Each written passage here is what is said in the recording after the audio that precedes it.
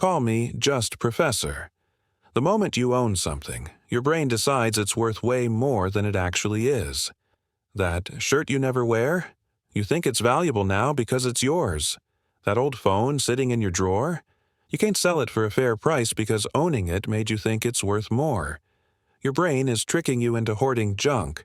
Imagine someone offers to buy something from you. Maybe a concert ticket, a coffee mug, whatever. How much would you sell it for?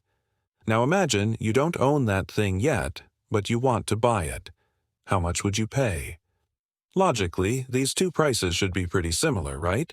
The item has a certain value, and it shouldn't matter whether you're buying or selling. But that's not what happens. The price you'd demand to sell something you own is way higher than the price you'd pay to buy that same thing. The second something becomes yours, your brain inflates its value.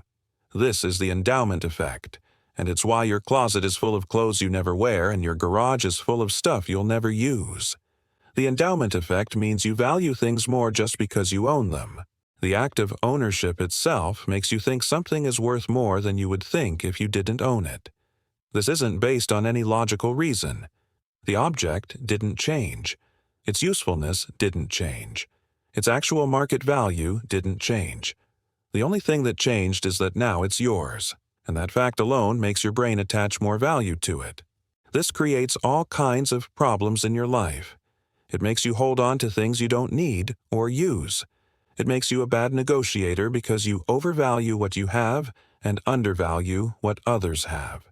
It makes you turn down fair deals because you think your stuff is worth more than it really is.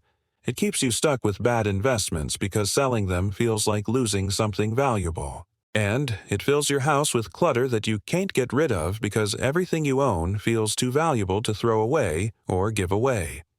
Researchers have studied this extensively, and the results are wild. In one famous experiment, they gave people coffee mugs, just handed them mugs for free.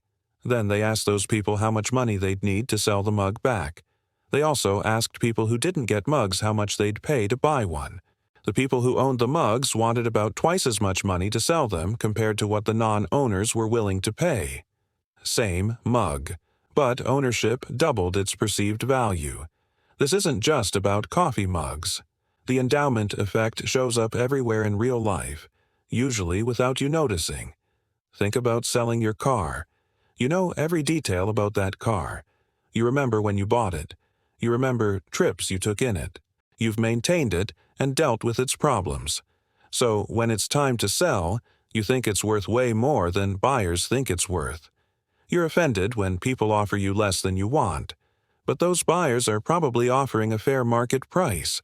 You're the one overvaluing it because of the endowment effect. Same thing happens when selling a house. Homeowners consistently list their houses for more than they're worth. They think their house is special and valuable because it's their house. They remember all the improvements they made. They have emotional attachments to the space. They think buyers should pay extra for all of that. But buyers don't care about your memories or your emotional attachment. They just see a house and they value it based on comparable houses in the area. The endowment effect makes sellers think their house is worth more than the market says it is. This is why negotiating is so hard. Both sides overvalue what they have and undervalue what the other side has. You think your offer is generous because you're giving up something you own, which feels valuable to you. But the other person thinks your offer is insulting because they're being asked to give up something they own, which feels valuable to them. Both of you are experiencing the endowment effect, which makes finding a fair deal harder. The endowment effect is why you can't clean out your closet. You look at a shirt you haven't worn in 2 years. Logically, you should donate it or throw it away. But it's your shirt. You paid money for it once. Maybe you wore it to some event you remember. So it feels valuable. You think you might wear it someday. You can't imagine just giving it away for free when it's worth something. But here's the thing. It's not actually worth anything if you never use it. The only reason it feels valuable is because you own it. This same pattern shows up with every object you own. Books you'll never read again but can't give away. Kitchen gadgets you used once but can't throw out. Old phones and electronics you keep in drawers. Clothes that don't fit. broken things you're going to fix someday, gifts you don't want but feel bad getting rid of. All of this stuff feels too valuable to let go of, but only because you own it. If you saw the same stuff at a thrift store, you wouldn't pay $1 for most of it. Investing gets destroyed by the endowment effect. You buy a stock and it goes down. The logical move is to sell and put your money somewhere better. But you can't sell because that stock is yours now. Selling feels like losing something valuable. So you hold on to it, hoping it'll go back up, even when all the evidence says you should sell. Your ownership of the stock makes you overvalue it compared to other investment options. Or the opposite happens. You buy a stock and it goes up a lot. Now you should probably sell and take your profits. But you can't sell because this stock has been so good to you. It's your winner. Selling it feels like giving up something precious. So you hold on too long and the stock crashes back down. The endowment effect made you unable to sell at the right time. Jobs and relationships have this effect too. You stay in a job that's not good for you because it's your job. You've invested time there. You know the people. Leaving feels like losing something, even when staying is clearly the wrong choice. You stay in relationships that aren't working because this is your relationship. You've invested time and emotions. Ending it feels like losing something valuable, even when the relationship is making you unhappy. Free trials exploit the endowment effect deliberately. Companies give you something for free for a limited time. During that trial period, it becomes yours. You start using it, you get used to having it. Then, when the trial ends, you can't imagine giving it up. Losing it would feel like losing something you own. So you pay to keep it, even though you weren't willing to pay for it before the trial. The trial period created ownership, and ownership created inflated value. This is also why return policies matter so much for sales. Once you take something home, it becomes yours. Even if you're not sure about it at first, the act of owning it for a few days makes you value it more. By the time you could return it, you've gotten attached to it. The endowment effect makes you less likely to actually return things even when you have the option. Kids show the endowment effect really strongly. Give a kid a toy, then try to trade them for an objectively better toy 5 minutes later. They'll often refuse because the first toy is now theirs.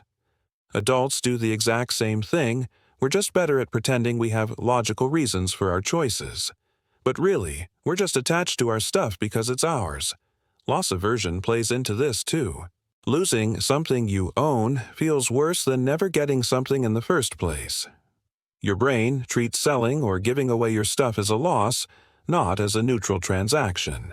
And because humans hate losing things, you demand extra compensation to give up your stuff.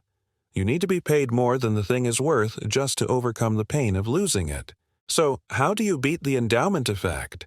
How do you make rational decisions about your stuff instead of irrationally overvaluing everything you own? First, pretend you don't own it yet. When deciding whether to keep something, ask yourself this question. If I didn't own this thing, would I pay its current market value to buy it right now? If the answer is no, you shouldn't keep it.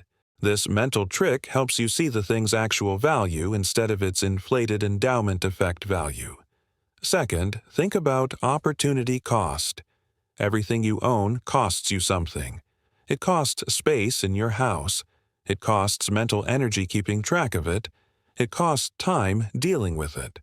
Money sitting in a bad investment is money that could be in a good investment. Keeping stuff you don't use is using up space you could use for things you actually want.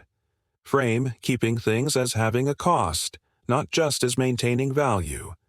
Third, focus on the utility, not the ownership. Ask yourself if you actually use something, not whether you own it. If you haven't worn that shirt in a year, it doesn't matter that it's your shirt. It's not providing any value to your life. The fact of ownership doesn't create usefulness. Let go of things that aren't useful, regardless of whether they're yours. Fourth, set rules to override your feelings. You can't trust your gut about the value of things you own because the endowment effect distorts your judgment. So make rules and follow them. If you haven't used something in a year, get rid of it. If an investment drops below a certain point, sell it automatically. Don't let your emotional attachment to ownership override rational rules. Fifth, get outside opinions. Ask someone else what they think your stuff is worth. They don't own it, so they won't have the endowment effect inflating their estimate. Their assessment will be more accurate than yours. This is especially important for big things like houses, cars, and investments. Your ownership bias makes you a bad judge of value. Sixth, remember that letting go isn't losing. This is hard because it feels like loss. But really, getting rid of stuff you don't use is gaining space, freedom, and clarity. Selling an investment that's not working is gaining the opportunity to invest better elsewhere. Leaving a bad job is gaining the chance to find a good one. Reframe disposal as gaining, not losing. Seventh, practice with small things first. The endowment effect is a habit of thinking that's hard to break. Start by getting rid of things that are clearly useless. Old broken stuff, obvious trash. As you practice letting go of clearly valueless things, it gets easier to let go of the things where the endowment effect makes you think there's value when there isn't. Eighth, watch out for sunk cost thinking. Just because you paid a lot for something once doesn't mean it's worth a lot now. Just because you invested time in something doesn't mean you should keep investing. Past costs are gone. The only question is whether keeping the thing provides value going forward. Don't let what you paid in the past inflate how much you think something is worth now. The endowment effect is making you overvalue everything you own. It's filling your house with clutter you don't need. It's keeping you in bad investments too long. It's making you turn down fair deals because you think your stuff is worth more than it is. It's making you a worse negotiator because you can't see your own ownership bias. This bias is invisible to you when you're experiencing it. When you're holding on to something, it genuinely feels valuable. You're not being irrational on purpose. Your brain is automatically inflating the value of owned objects, and you can't tell that's happening. You think you're making logical decisions about what to keep and what to let go of, but really, you're just experiencing a cognitive bias that affects everyone. Understanding the endowment effect doesn't make it go away automatically. You're still going to feel attachment to things you own. You're still going to think your stuff is worth more than buyers think it's worth. You're still going to struggle to throw things away, but at least now you know why. And knowing why gives you tools to fight back. The next time you can't bring yourself to throw something away, ask yourself if you're keeping it because it's actually useful or just because it's yours. The next time you think someone's offer for your stuff is too low, ask yourself if maybe you're overvaluing it because of ownership. The next time you're holding an investment that's clearly not working, ask yourself if you'd buy it today if you didn't already own it. Your stuff is not as valuable as you think it is. The coffee mug is just a coffee mug. The shirt is just a shirt. The stock is just a stock. Ownership doesn't add magical value. It just adds a psychological bias that makes you think there's more value than there really is. See through that bias. Let go of things that aren't serving you. Make decisions based on actual value, not on the inflated value that comes from ownership. Subscribe to learn about more biases that are making you make irrational decisions without you realizing it.